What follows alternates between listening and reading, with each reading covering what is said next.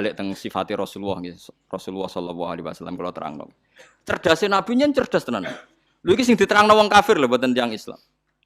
Orang-orang kafir Mekah itu punya tradisi syirik ya seperti dawuh Imam Syafi'i tadi. Ketika Quran turun itu ada dua kelompok, ada manusia syirik dan ada manusia Yahudi atau apa Nasrani. Disebut ahli napa?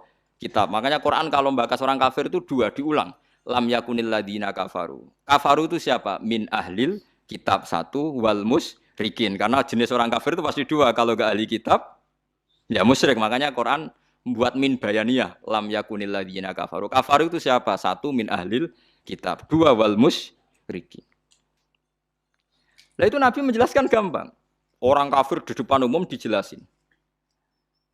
Dan saya temukan dalam Taurat Allah tusyriku billahi syai'an. Kalian jangan melakukan syirik. Ini kata Rasulullah. Ya Abul Qasim, ya Muhammad. Mereka masih jangkar, ya Muhammad. Satu masih hafal hadisnya. Sampai nanti setelah ini juga harus hafal. Masalu dzalika masalu rajulin ishtara abdan bi khalisi mali min warikin aw dhahabin. Faya amalu li ghairihi wa yu'ti ghullatahu li ghairihi. Ayyukum sarrahu dzalik Nabi. Itu Nabi. Jadi kalau ngajak dialek itu cerdas sekali. Orang melakukan syirik itu sama saja kamu beli budak, beli pegawai atau beli pekerja, beli karyawan. Kamu beli itu pakai uang kamu sendiri. Min warikin aw dzabin, pakai emas kamu, pakai uang kamu. Kemudian budak yang kamu beli itu kerja untuk orang lain. Dan hasilnya pun dikasihkan orang lain. Ayyukum sarrahu dzalik. Kowe seneng di budak sing ngono iku. Jare wong kafir tak pateni nek ana budak, tak idek-idek. Jadi wong tuku budak, tuku pegawai gitu, tuku karyawan atau tuku kalau sekarang nggak ada budak ya mungkin beli apa ya pembantu atau apa, udah beli mahal-mahal dibeli kerja untuk orang lain. Hasilnya pun dikasihkan. Ayyukum sarrahu dzalik. Apa ada di antara kalian yang suka punya budak seperti itu? Kulluna la nuhibbuhu ya Muhammad. Kita semua tidak senang. Ya seperti itu. Kamu ini diciptakan Allah, dikasih rizkinya Allah, menempat di buminya Allah. Kemudian kamu sujud kepada selain Allah. Itu aneh enggak? Aneh mat. Do Islam separuh. Itu Nabi. Jadi Nabi itu panjang. Orang kok ben Islam ditirakati poso mboten enten sejarah ngoten niku aneh-aneh wae iku. Ono kiai ben pengaruhe gede poso terus tambah ambles iku ora sunah Rasul iku. Sunah resi-resi niku. Aneh-aneh iku. Nak ngaji yo nganggo ilmu, nganggo hujjah kul falillahil hujjatul baligh. Lah nek ben jaduk ya monggo poso-poso. Iku enak jaduk tetep mati juga kan nanti. Aneh-aneh wae. Diken aku pengen ngalim sing barokah ya nerangno ngeten iki, telaten nerangno, sithik-sithik diterangno sampai munfakin, sampai napa? Sampai mereka tercerabut dari pemikiran kekafiran itu. Meskipun nanti ya tetap terjadi tafarruq. Yaitu tadi wa ma tafarraqal ladzina utul kitab illa mim ba'di ma ja'atumul bayyinah. Jadi Nabi kalau menjelaskan itu sederhana. Ada seorang bapak sayang sama anaknya. Anaknya banyak yang disayang hanya 1, 2. Pamit ya Rasulullah karena saya mencintai itu saya kasih lebih banyak. Nabi jawabnya enak. Alas tatarju ayyakuna fil birri sawa. Bukankah kamu ingin semuanya baik sama kamu? Iya ya Rasulullah. Ya sudah idzan fala kalau gitu jangan. Seorang bapak itu kan kadang aneh. Dia ingin semua anaknya itu hormat dia, tapi tetap yang disayang 1, 2. Tapi tetap ingin semuanya hormat, semuanya sayang. Makanya kan orang aneh kan bapak ini. Makanya kata Nabi, ya kalau gitu fala idzan. Kalau gitu jangan melebihkan anak satu dibanding anak yang lain. Makanya Nabi tidak suka kalau ada anak dipilah-pilah itu tidak suka. Itu Nabi. Jadi kalau memberi penjelasan itu jelas. Nabi tanya, alas tatarju ayyakunu fil birri sawa. Bukankah kamu berharap semuanya baik sama kamu? Naam ya Rasulullah. Kenapa yang kamu kasih sebagian dan kamu lebihkan yang satu dengan yang lain? Harusnya kalau dia ingin melebihkan kan kalau ditanya Nabi, bukankah kamu ingin semuanya baik? Enggak ya Rasulullah, yang saya kasih dok biar baik, yang enggak ya enggak apa-apa kan enggak. Semuanya ingin baik tapi kok pemberiannya apa? Beda. Itu Rasulullah, cerdas sekali. Nah, sekarang kecerdasan ini yang hilang. Orang sudah senang, tidak jelas itu. Paham gitu? Terus Nabi untuk menghilangkan kemusyrikan di antara yang dijelaskan adalah tadi dorobawahu masalah rojulan fihi syuraka'u mutasyakisuna wa rojulan salamal lirrojul. Hal yastawiyani napa? Masalah. Alhamdulillah. Jadi ini jelas. Orang terus berpikir, oh iya ya kalau punya majikan banyak, harus saja kita punya Tuhan 3. Yang satu mengharamkan zina, yang satu mewajibkan zina. Itu sudah bingung kita. Pas diwajibno wis ra kuat. Pas dilarang pas kepengin, anut pangeran sing ndi. Warang melanggar pangeran sitok ngamuk. Dituruti sitok sing sitok ngamuk kan bingung. Nah, kalau pangeran sitok kan jelas, aturannya jelas karena satu napa? Pintu, satu napa? Aturan. Itu dilatih gitu. Apa kamu siap jadi budak yang punya tuan banyak, yang seleranya beda-beda, perintahnya beda-beda. Rojulan fihi suraka'u mutasakisun. Mutasakisun itu beda perintah, beda tradisi, beda macam-macam. Wa rojulan salamal lirajul. Itu Rasulullah. Terus niki yang perlu sampean perhatikan. Terus Nabi itu kalau menjelaskan tuh gampang sekali dan telaten Nabi itu. Enggak, Nabi itu telaten. Wong nate ketemu Walid, terus ketemu Abu Jahal. Ya, Nabi itu telaten diskusi sampai mereka tuh nggak bisa mikir sudah ngadepi Nabi. Ya telaten sekali. Kalau gak ada kitab ya Musnad Ahmad itu, saya mulai baca sejarah. Yaitu tadi seperti Nabi ngadepi anak muda yang ingin zina. Ya telaten diterangkan. Kamu siap ibu kamu dizinai orang. Saya bunuh ya Rasulullah orang yang menzinai ibu saya, putri kamu, bulik kamu, bude kamu, diulang semua. Banyak yang disebut Nabi.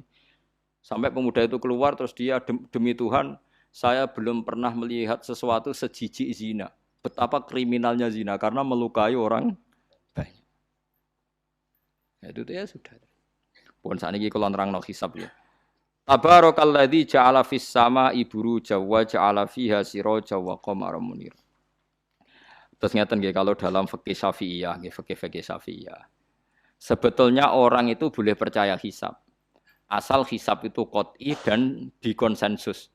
Ya, qot'i dan konsensus. Sampean meskipun punya tradisi pesantren, jangan menolak hisab keliru. Hisab itu dibenarkan Quran. Huwallazi ja'ala syamsa diya'au wal qamara nuran wa qaddarahu manazila li ta'lamu adadas sinina wal hisab. Jadi hisab itu ilmu yang dibenarkan Quran. Cuma masalahnya kalau 1-2 orang itu ada subjektivitas. Atau kadang kurang ahli sehingga salah. Di sini dibutuhkan konsensus, disebut hisab qot'i.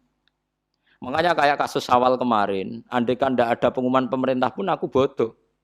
Kok kalender Muhammadiyah ya 3 derajat, kalender NU ya sudah di atas 2,5 derajat. Mbok ora ana ru'yah lah aku wani bodoh. Mergo 2 derajat ae mutafaq alaihi iso diru'yah apa meneh sudah 3 napa derajat. Itu beda dengan Dzulhijjah yang sekarang. Itu ada yang bilang 1,5 derajat, ada yang bilang belum 2 derajat. Itu beda, itu subjektif. Boleh diikuti, boleh enggak. Tapi kalau seperti yang 1 Syawal kemarin harus diikuti hisabnya.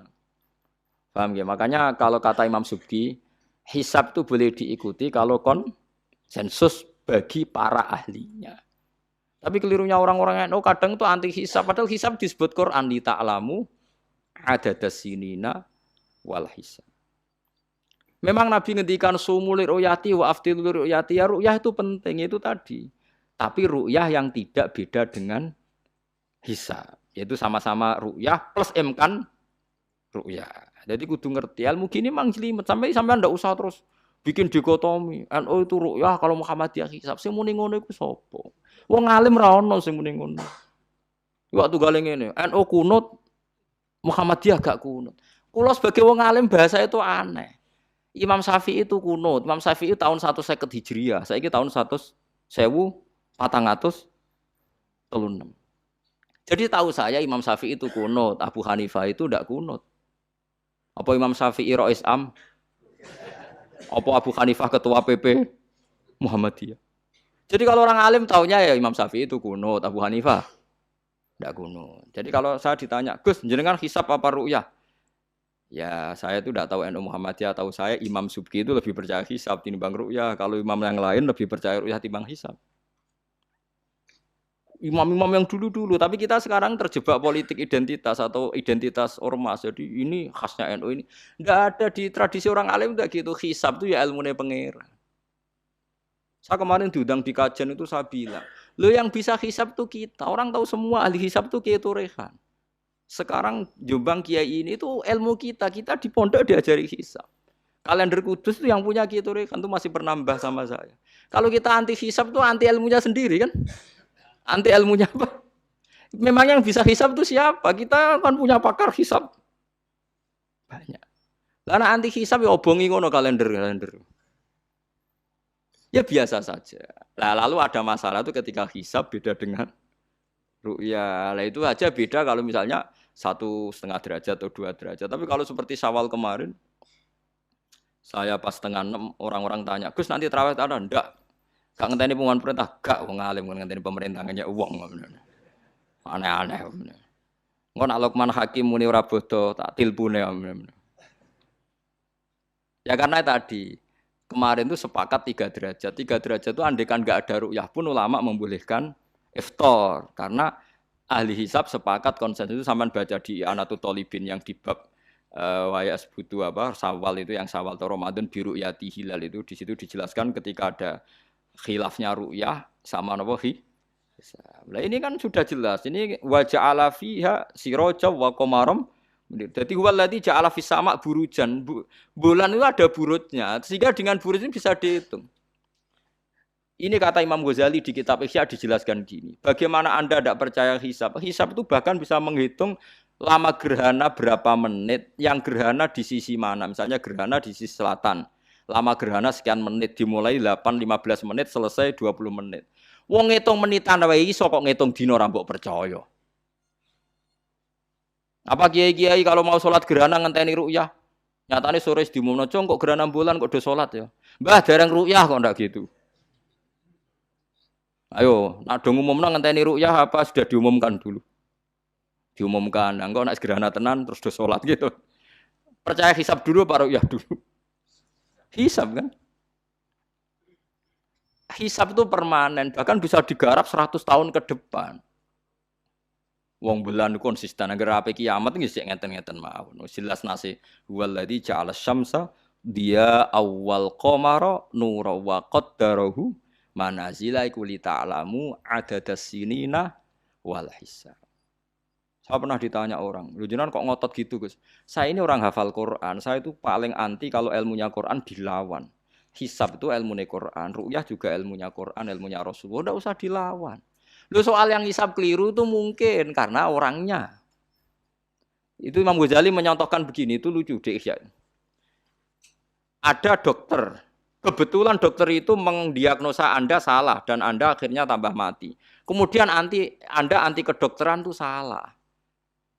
Dokter itu yang salah, tapi jangan anti kedokteran. Imam Ghazali nyontohkan gitu. Kalau orang itu bisa salah namanya orang.